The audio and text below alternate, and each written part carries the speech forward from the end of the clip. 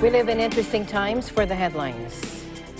The threat of a pandemic. The World Health Organization officials said the threat of a global pandemic is rising as the new coronavirus rapidly spreads across the world. Italy placed its entire country under quarantine to control the deadly coronavirus. Our EBC correspondent Tyra Liu takes a look inside Fukushima 9 years after the tsunami. And the Iglesia Ni Cristo is unstoppable in their mission to help alleviate people's suffering and poverty around the world. Our EBC correspondent Gail Mania takes us to Southern Ontario for an Aid to Humanity event.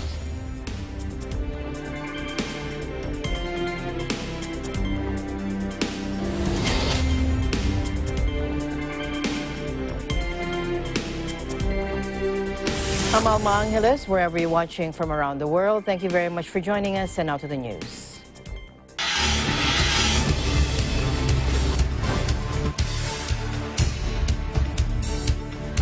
The World Health Organization officials said the threat of a global pandemic is rising as the new coronavirus rapidly spreads across the world, from Asia to Europe, the Middle East, and now parts of the United States. Take a look.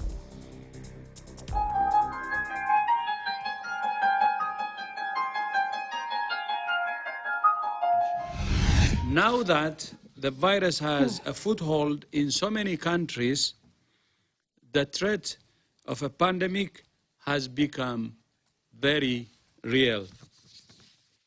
But it would be the first pandemic in history that could be controlled. The bottom line is we're not at the mercy of the virus. The great advantage we have is that the decisions we all make as governments, businesses, communities, families, and individuals can influence the trajectory of this epidemic. We need to remember that with decisive early action, we can slow down the virus and prevent infections. Of all the cases reported globally so far, 93% are from just 4 countries. This is an even epidemic at the global level. Different countries are in different scenarios, requiring a tailored response. It's not about containment or mitigation, which is a false dichotomy. It is about both.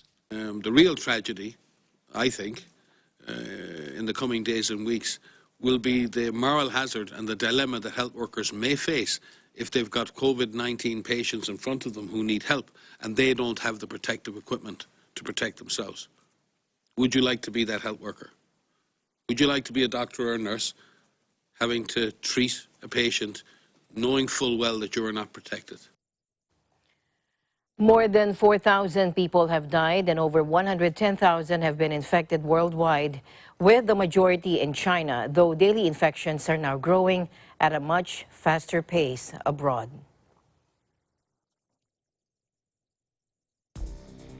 The Department of Health reported 9 new cases of coronavirus today. Total now is 33 and not 35 as reported earlier. Take a look. This brings the total number of confirmed cases in the country to 33. Dr. Jose N. Rodriguez Memorial Hospital and Sanitarium for patient 21, Cardinal Santos Medical Center for patient 22, San Lazaro Hospital for patient 23, St. Luke's Medical Center, Quezon City for patient 24, New Clark City Quarantine Facility for patients 25 to 26, and the Medical City for patients 27 to 33, respectively. DOH Assistant Secretary Maria Rosario Vergeire said the 11 reported by the DOH through its official Facebook page earlier were positive samples and not the number of confirmed cases.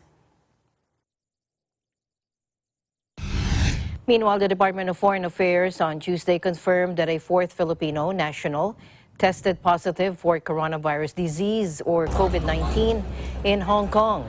Citing information from the Philippine Consulate General in Hong Kong, the agency said the new patient was found asymptomatic, no noticeable symptoms. Meanwhile, the first Filipino national who contracted the disease was discharged from the hospital on March 6, while the second and third cases are still confined in the hospital, which brings back to 3 the total number of COVID-19 positive Filipinos in the special administrative region.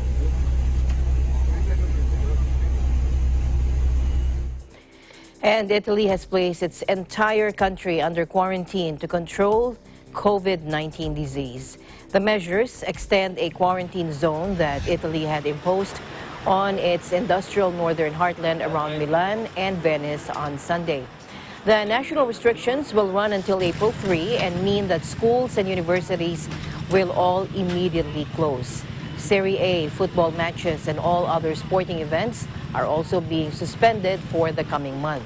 But it wasn't immediately clear how the measures would be enforced.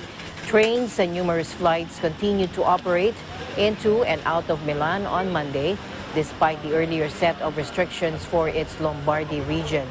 Italian leaders had been watching in anguish as COVID-19 kept killing dozens of people daily in areas around the tourist hotspot Venice and the financial capital Milan. Since COVID-19 first emerged in China late last year, Italy has become Europe's hardest hit country. The toll shot up by 97 on Monday to 463, the most outside China itself.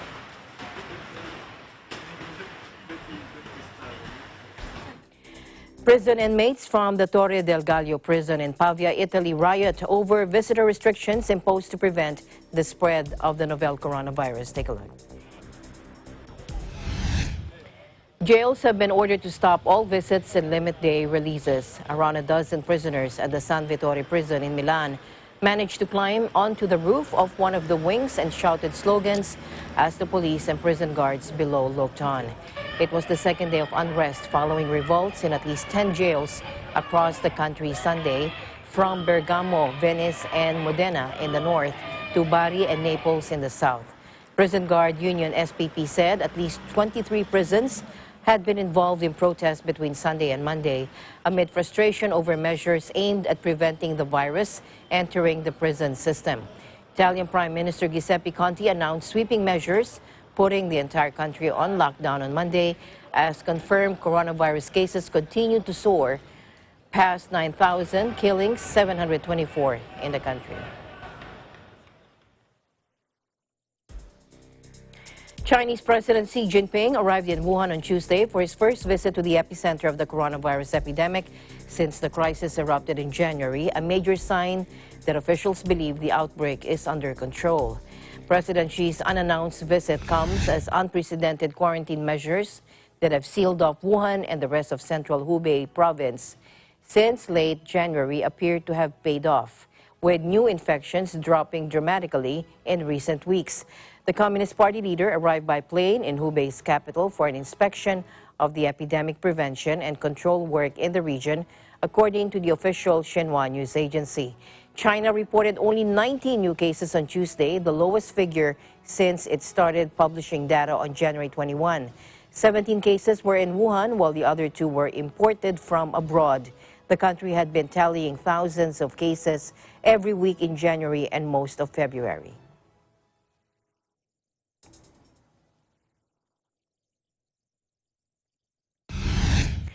And China said on Tuesday the epicenter of the new coronavirus outbreak, Hubei, would relax travel restrictions to allow healthy people to move within the hard-hit province. According to the provincial government, a mobile app will be used to give residents a colored health code, and people with a green code in medium and low-risk areas will be allowed to travel within the province, which was placed under lockdown in January. Singapore allowed a cruise ship carrying about 2,000 people to dock after it was barred by Malaysia and Thailand over coronavirus fears, according to officials on Monday.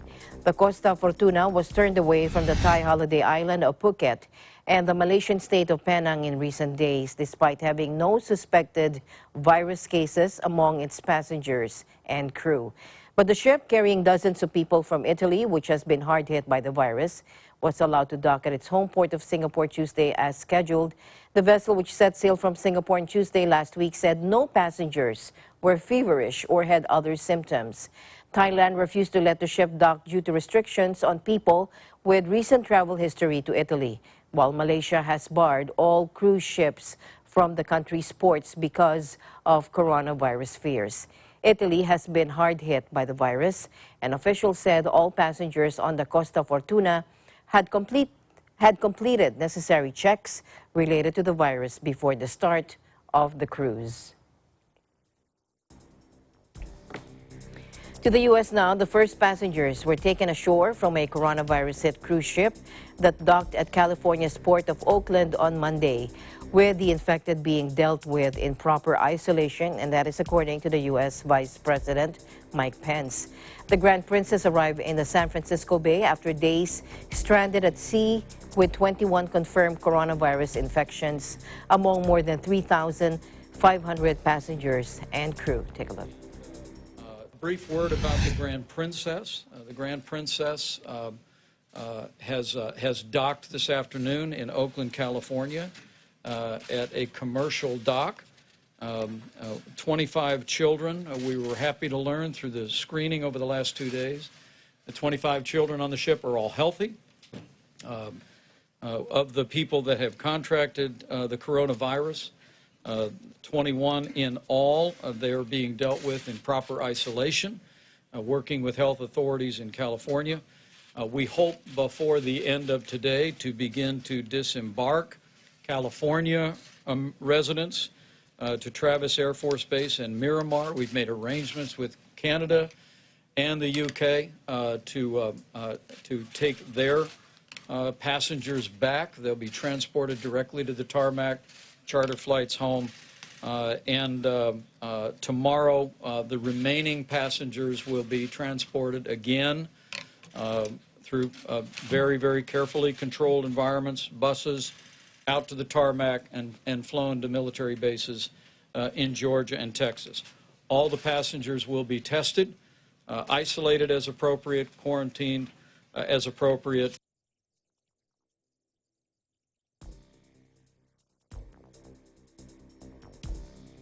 Meanwhile, the Philippine government is working closely with the United States and Princess Cruises on the repatriation of Filipinos aboard the MV Grand Princess, which carried more than a dozen who tested positive for the coronavirus or COVID-19 disease.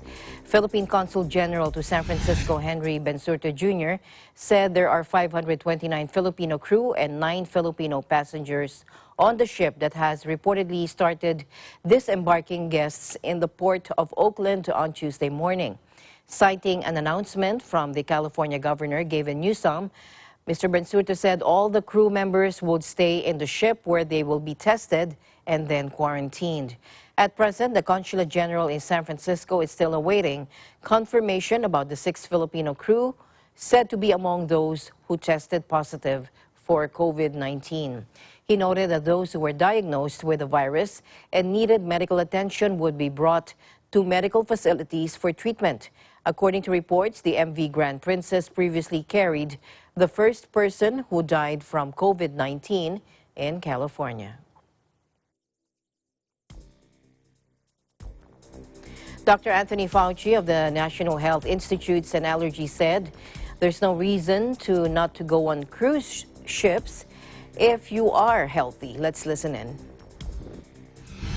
I think if you're a healthy young person, that there is no reason, if you want to go on a cruise ship, to go on a cruise ship. Personally, I would never go on a cruise ship because I don't like cruises.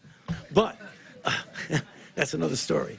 But the fact is that if you have the conditions that I've been speaking about over and over again to this group, namely an individual who has an underlying condition, particularly an elderly person that has underlying condition, I would recommend strongly that they do not go on a cruise ship.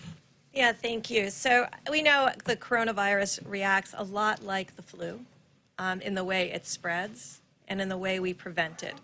And so when we put out the guidelines to the American people, they will reinforce the guidelines, and we hope the number of flu cases go down too. because people will really be what we call situational awareness. I did want to add one piece to our cautions about people with pre-existing condition. We also know that there are children with pre-existing conditions, and we know that there are individuals that are undergoing chemotherapy for their treatment of cancer. For those individuals, if they have what we call decreased number of white cells, and they will have that discussions with the doctors, they are given often a sheet of paper that really describes how they need to protect themselves and how their family needs to protect them. So I want to make sure that we understand, yes, we're concerned about the elderly, we're concerned about others with pre-existing condition, but we're also concerned about anybody who may be in an what we call an immunodeficiency state, having less white cells and less able to combat any virus. We want to protect all of them from the flu, and we want to protect all of them from coronavirus, and that's why these guidelines are particularly important. There have been at least 607 cases in the United States and at least 22 deaths, according to the latest tallies from Johns Hopkins University. The outbreak has roiled markets and led governments to take drastic actions as it rapidly spreads across the globe. Meanwhile, Chancellor Sebastian Kurz on Tuesday said Austria was restricting travel from Italy, which has been hard hit by the coronavirus. He said, "We are putting in place an entry ban for people from Italy to Austria unless they have doctor's certificate." Now, Kurz told reporters, Austrians in Italy will be allowed to return as long as they agree to a 2-week home quarantine, he added.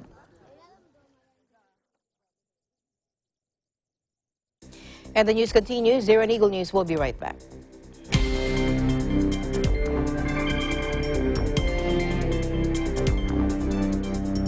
Mula noon hanggang ngayon, gabay natin ang MTRCB ratings sa matalino at responsableng panonood.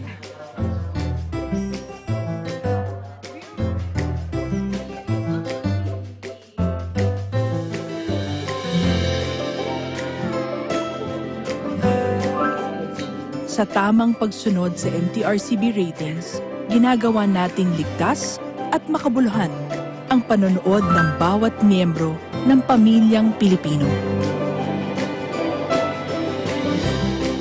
Lumipas man ang panahon, hanggang may pamilyang Pilipino, andyan ang MTRCB.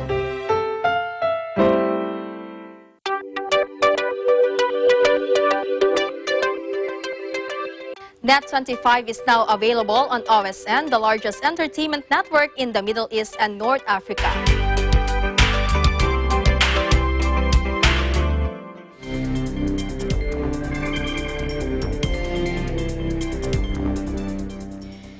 Welcome back. Japan suffered one of the world's worst nuclear disasters at the Fukushima power plant when on March 11, 2011, a 9.1 magnitude earthquake struck off the east coast of Japan, prompting the second biggest nuclear meltdown of all time. Our EBC correspondent Tyra Lu takes a look at Fukushima 9 years after the tsunami. Take a look.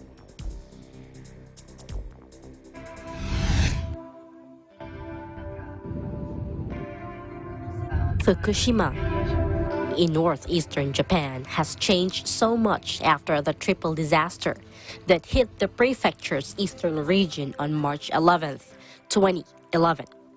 A 9-magnitude earthquake, a tsunami, and a power plant explosion all devastated several areas in East Fukushima, particularly in the towns and cities of Okuma, Futaba, Namie, and Tomioka, urging the locals to move out of their residences unprepared, and the Japanese government to close most of the areas in these places with barricades marked as no-go zones that still prevent many of its residents from going back to where they once called home.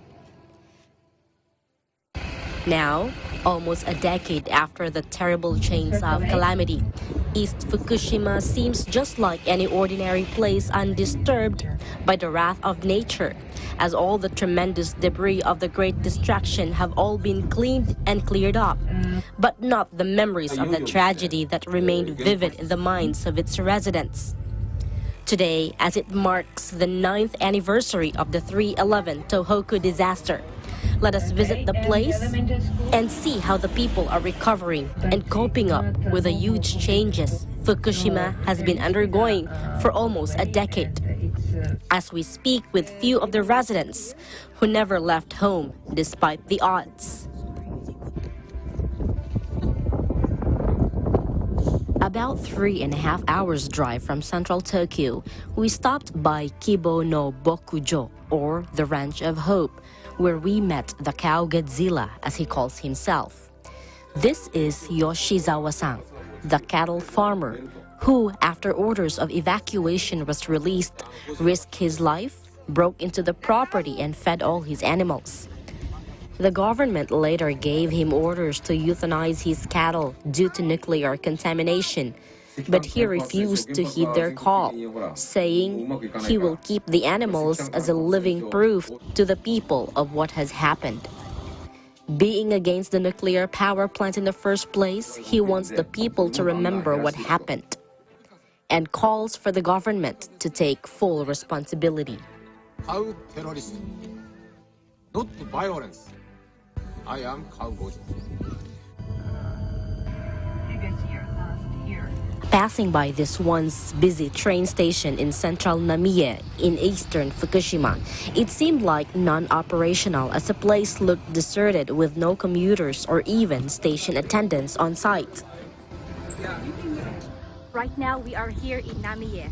This used to be one of the busiest places here in the area, but now it is merely a ghost town. The evacuation orders for the place was lifted in March 2017, but out of the 21,000 population, only 1,000 or just 5% came back, with only 30% of the area considered safe to live, while 70% still remains no-go zones. We passed by a dental clinic, several houses, many with cars still parked beside them, restaurants and an elementary school all abandoned and untouched for the past 9 years. As everybody's in a hurry to leave after evacuation orders were given, outdoor shoes of students remained unmoved and untouched for almost a decade since their owners left them.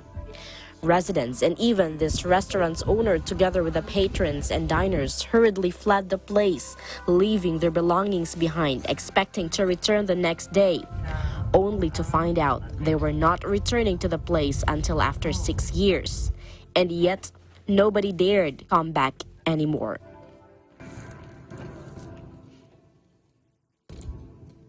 This entire area used to be filled with houses and structures before the disaster, but now only the elementary school remained intact and undamaged.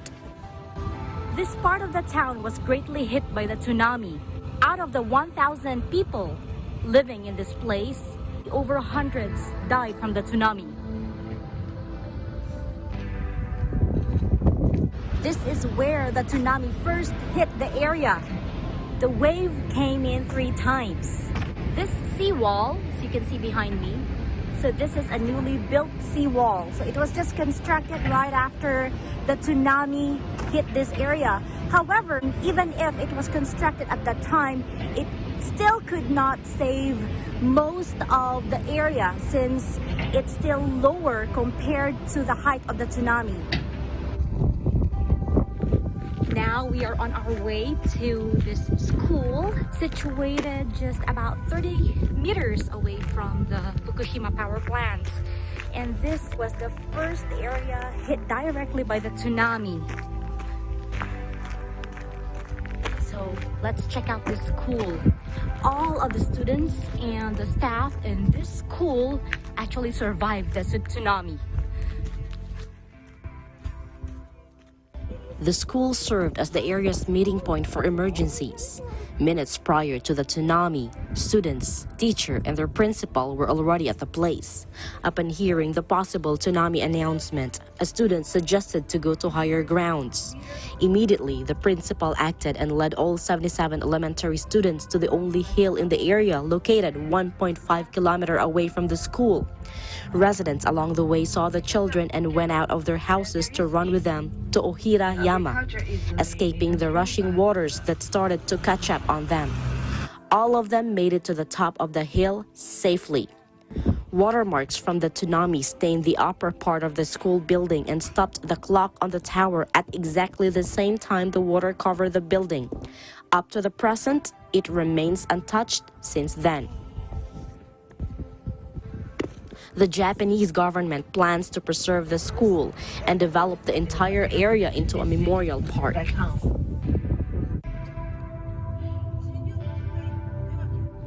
This is Tomioka, a town famous for its cherry blossom festival because of the sakura-lined streets that used to attract tourists to the area. After the disaster, the area has been barricaded, but year by year, the no-go areas are reduced as the barricade gets moved back further. This is an interesting street, as it holds two different sides. I am in the middle of the road where you can see on my left, this is a no-go zone area. So people are not allowed to come here. While on my right side, people can actually live here. But most of the houses here are uninhabited already. Here, we met Hiroko-san and heard of the interesting story of the town. She was a resident of this place. She hopes to return to the place, but at present, it still remains a ghost town. A sight of families and tourists visiting the place in spring give her inspiration. Hiroko-san remains hopeful for her hometown.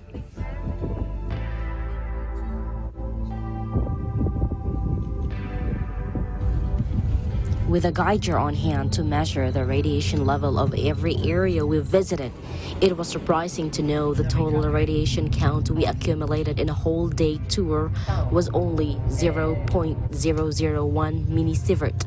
That is way much lower than a 6.9 millisievert. A CT scan can expose one to radiation, and even much lower than an X-ray exposes one to a 3 millisievert. At present, more than 2,000 trucks are on mobile every day with over 2,000 workers, as the government strives hard to clean up and restore these places back into their livable state. There were piles and piles of huge black plastic bags containing all the remnants of the disasters, all stacked up neatly on privately owned hectares of land. 85% of the total area is owned by residents who offer their properties for the government to use as intermediate storage facilities. These landowners had no other option as they are not allowed to come back to their lands for another 30 years. Japan Wonder Travel, in its aim to educate people about Fukushima's current condition, gathered media influencers including EBC Japan Bureau to the Fukushima disaster area tour to create a connection between its locals and from other parts of Japan to the world, encouraging tourists to visit the place for economy and morale boost, and appealing to the residents to come back to the place. So together, the government and the people can bring back Fukushima to its livable condition once again. Reporting from Fukushima, Japan, this is Tyranel Pilyilu for Eagle News, and I am 1 with 25.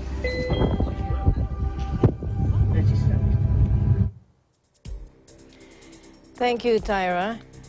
Now, in other news, the World Meteorological Organization, or WMO, said that although the virus, the COVID-19 virus, would likely have an impact on greenhouse gas emissions because of the expected global economic slowdown, it was too soon to say how great that impact might be. Here is WMO spokesperson Claire Nullis. 2020 has started out where 2019 left off, with record temperatures.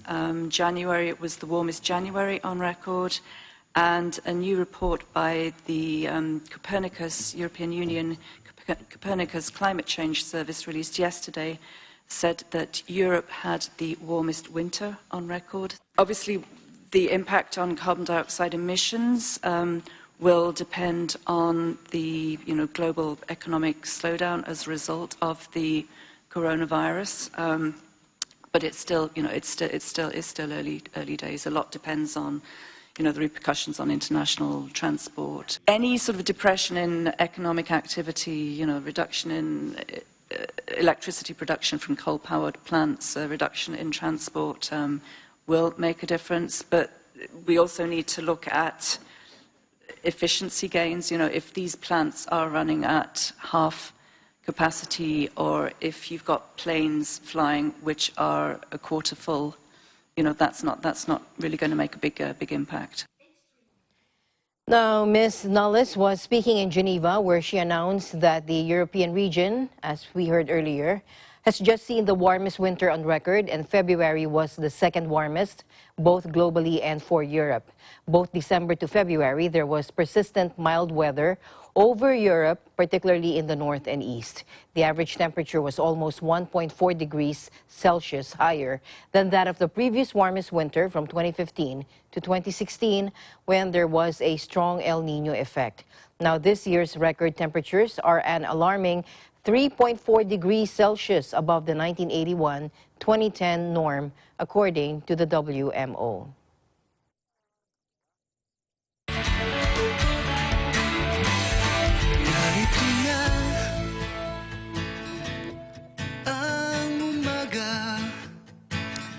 The Iglesia Ni Cristo Church of Christ is non-stop in their mission to help alleviate people's suffering and poverty around the world. Recently, in Southern Ontario, an Aid to Humanity was conducted. Take a look.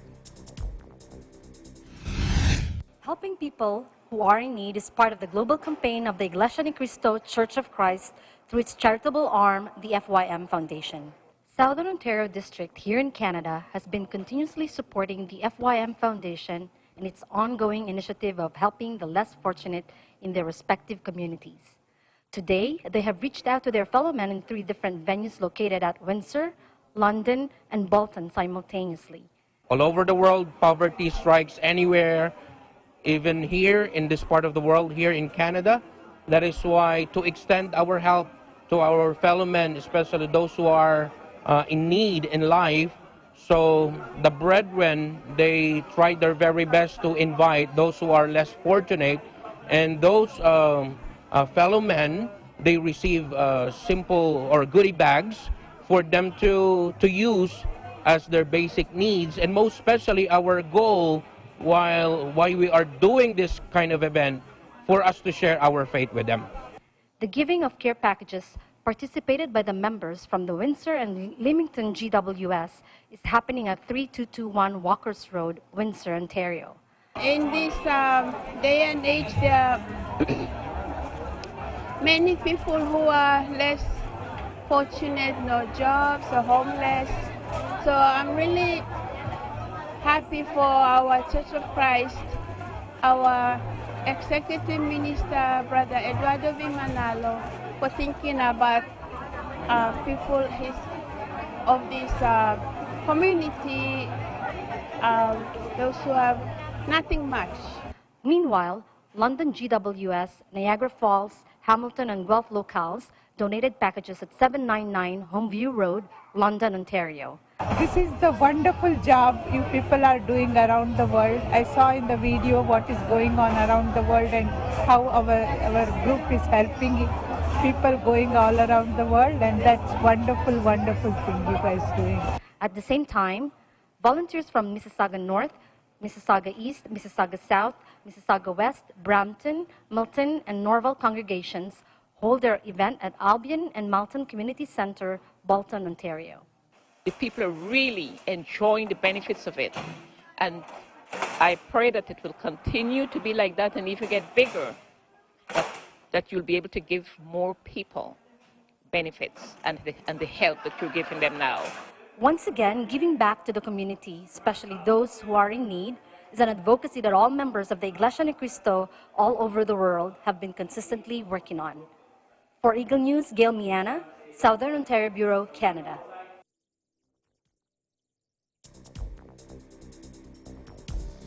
Eagle News, we'll be right back.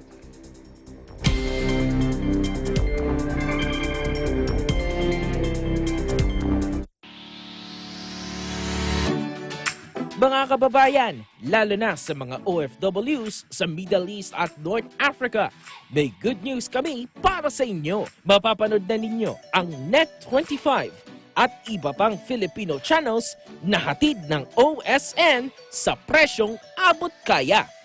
Libre ng box at installation, walang admin fees at no extra charges. Saktong entertainment na sakto lang sa budget mo.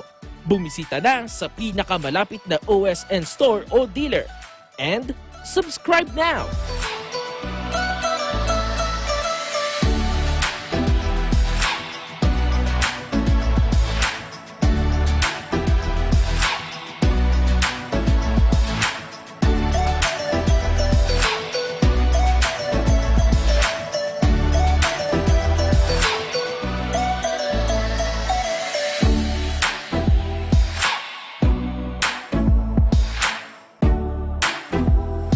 Sa Net25 at OSN, siguradong at home ka dito.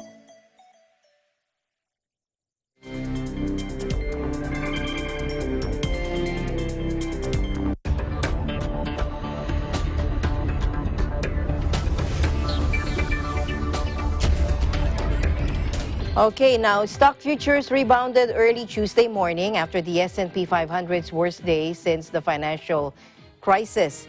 This after President Trump floated a payroll tax cut to offset the negative impact of COVID-19.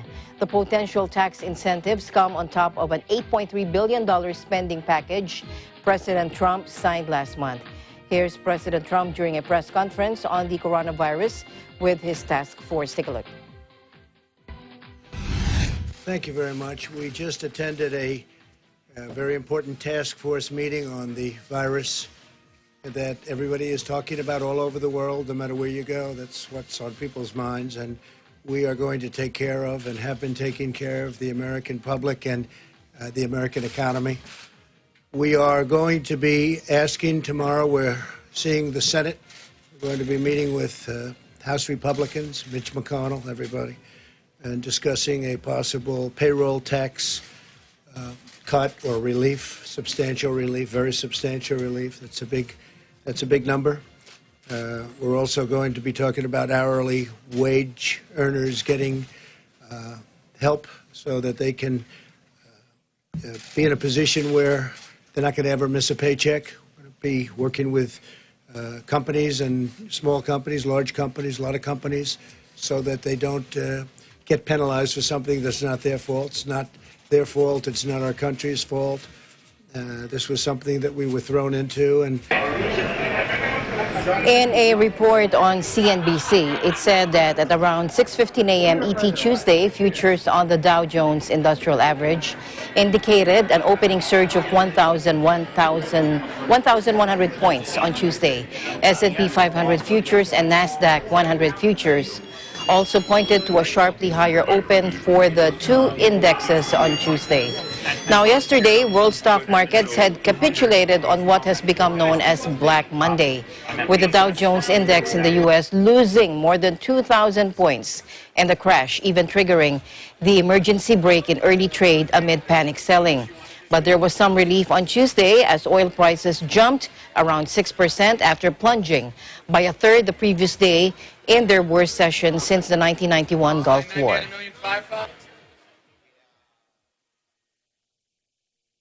Now, major Wall Street indices finished down more than 7% following an ugly session sparked by an oil price crash and fears over the economic fallout from the COVID-19 disease. Peter Tuchman, a stock trader on the floor of the New York Stock Exchange, said he expects more volatility in a very sensitive, fragile market as the virus spreads in the United States. Take a look. We closed down 2000. is worrisome. I don't know what it'll bring for tomorrow. I think we are now a very sensitive, fragile market based on headlines. The more we find out about the virus as it comes to our shores, you know, we are very ethnocentric in that way, the Americans. So the more it's affecting us, and let's be clear, we're not getting a lot of confidence in truth and realism coming out of our administration, not helping, right? So I think we are going to see more volatility. We opened down 2,000 points as a function of markets around the world going down, and I think even more than the virus is the battle between OPEC and Russia and the complete breakdown in the energy markets, largest we've seen since the Gulf War in 1991. So I kind of think that was the catalyst to the real meltdown that we saw today, right? So it's created what I call the perfect storm, when more than one globally economic sensitive situation comes together at the same time on a Friday, and then people have the weekend to marinate with it and really create a storm, and what happens comes out today. Stocks were in the red yesterday, the entire session. Trading was halted for 15 minutes shortly after the market opened. It was triggered by a requirement to suspend activity after the S&P 500 lost 7%. Which means that when we go below 7% from the prior day's close, we halt trading. Okay, what does that do? It tries to dissociate investors and markets from panic and overselling and emotional selling. It gives people a moment to sort of find out where the buyers and sellers live, put some pause in people's reaction, and I think it worked today. It was smooth and orderly here on the floor of the stock exchange, and I think it achieved the goal, right? That before. We've seen financial crises before, and that's a money thing. And as bad as they are, people lose jobs, people lose fortunes, that's one thing. But when you actually feel like, as an individual and as somebody who's part of a big community, to feel that that your health and welfare is at risk, I don't like that feeling. It keeps me up at night. There are thousands of guests that go through here. For us, we did not want to give up that right for them, but we obviously decided that in order to maintain the integrity and keep this market open and really separate ourselves from all electronic markets, that to protect us for the time being in the short term, we put the guests up on the balcony, and we will be free to trade without a worry of contamination. Oil-linked shares were an especially terrible place for investors as U.S. oil prices ended 25% lower at $31.13 a barrel after Saudi Arabia slashed prices on crude following failed OPEC talks last week. And stock markets in the energy-rich Gulf states made a strong rebound in opening trade on Tuesday, led by the Saudi burst, which jumped 5.6% as oil prices bounced after heavy losses. Energy giant Aramco, which dominates the Saudi Tadawul market, gained 5.5% after a series of sessions in the red, where it tumbled below the price where it listed last December. Dubai financial market surged 5.5%, while its sister Abu Dhabi market rose 4.2%, partly reversing steep declines. Bursa Kuwait, where trading on its premier index was suspended for 2 days due to huge losses, rallied 6.6%, and the Qatar stock market rose 3.0%. The small bourses of Bahrain and Oman rose 1.2% and 0.2% respectively, after Russia rejected calls from oil exporting cartel OPEC, which includes Saudi Arabia, for deeper output cuts. To combat a coronavirus-fueled slump in demand, Riyadh drove through massive price cuts in a bid to win market share. As the confrontation flared, oil prices, the mainstay of public revenues in the Gulf states, posted the single biggest one-day loss in 3 decades on Monday, with Brent crude sliding to $33 a barrel. But as Brent gained more than 7% to around $37 a barrel on Tuesday, energy and global stocks also rebounded in Asian trade a day after global equities suffered their biggest losses in more than a decade. Meanwhile, UN economists are warning that the raging outbreak of the deadly new coronavirus could cost the global economy between $1 and $2 trillion this year, and calls on governments to ramp up spending to mitigate the impact. Our own growth forecast at the moment is for a global growth rate of something under 2%, between 1.9 and 2% for this year. And so that will cost in the order of $1 to $2 trillion, less than the $2 trillion, but a significant amount of money that people will be losing as a consequence of the kinds of the downgrade in growth performance that we're seeing now. So this crisis is kind of hitting across several dimensions of the economy, and that makes it much more difficult to work out in terms of the likely dynamics that will follow. But we don't see we don't envisage the kind of repeat of 2008, 2009. And so governments need to spend in a coordinated fashion, and of course they should spend on some of the things that caused this health scare in the first place. They need to invest in public services, in the health sector, in the education sector in a significant way to not only address the economic downturn that we're experiencing, but also the kind of health problems that in this case have led to a financial crisis.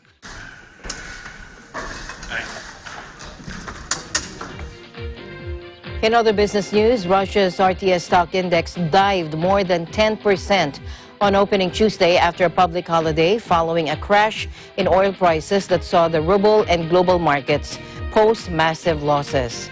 Now, the dollar-denominated RTS index fell 16% on opening before rallying slightly to be around 13% down at 08:15 GMT. The ruble-denominated MOEX fell 10.4% and on opening before recovering slightly to show a loss of 8.5%.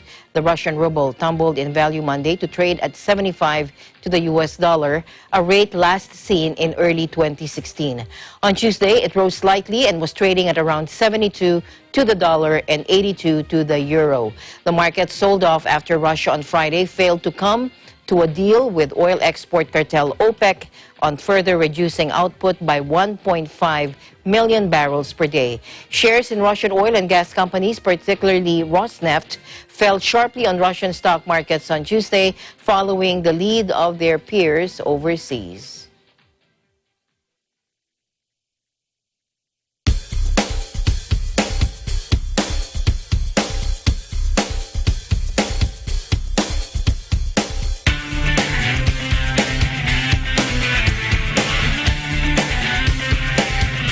Doctors at the Shui Central Hospital in Shanghai conducted online consultations.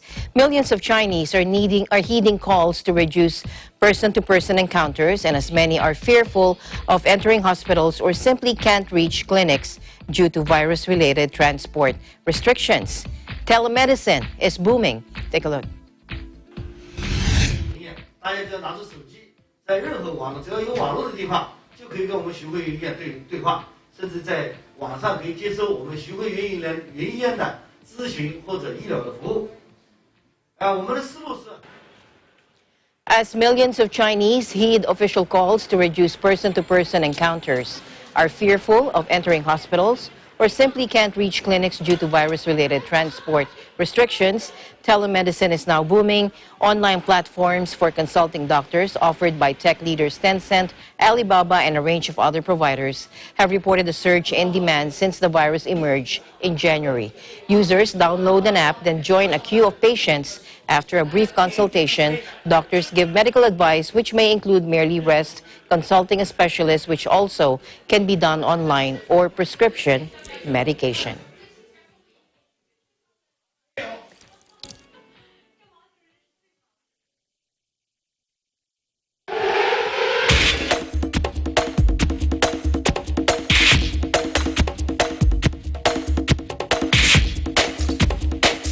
The Vancouver Giants kicked off 3-3 weekend with a 3-0 victory over the Royals. Zolki Horvath reports. The Vancouver Giants powered through the Victoria Royals 3-0 in a crucial BC Division matchup just a few weeks before the playoffs begin. The Vancouver Giants started the game off strong, outshooting the Royals 17-6 in the first period.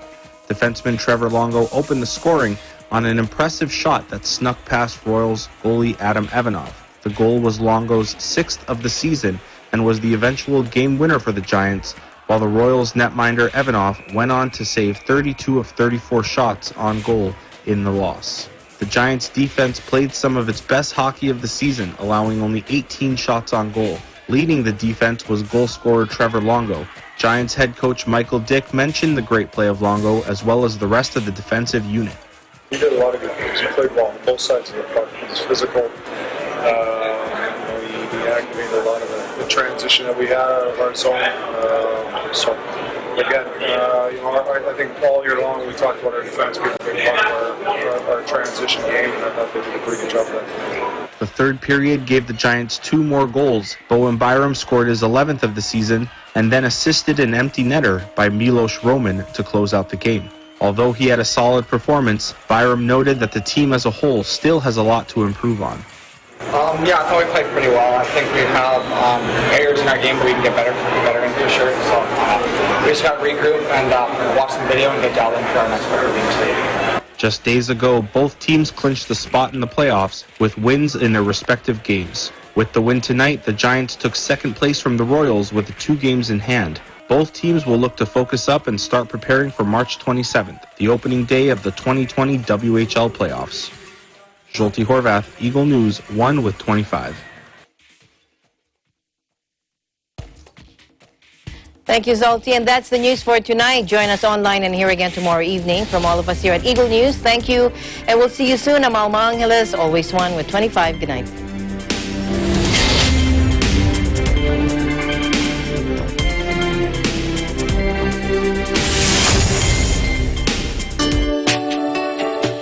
The elderly undeniably serve as a significant part of society as they impart valuable knowledge and life lessons that can't be learned from school. That's why they should not be neglected and forgotten. Through EBC Cares, their societal contributions were once again recognized and their wellness